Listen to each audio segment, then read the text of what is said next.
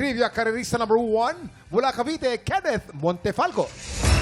Hi, Ken. Ay, si Kenneth, diretso sa ano talaga, sa stage talaga. Oo, Pero kasi winner. isa siyang Kuya Kim, isa siyang live streamer.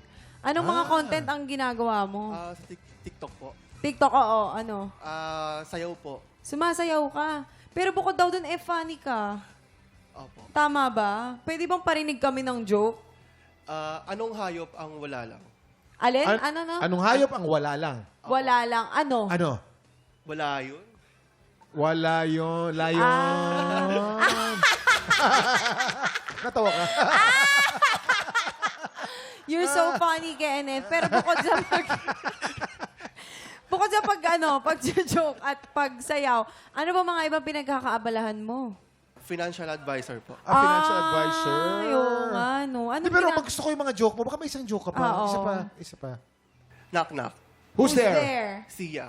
Siga who? Sia at the beach.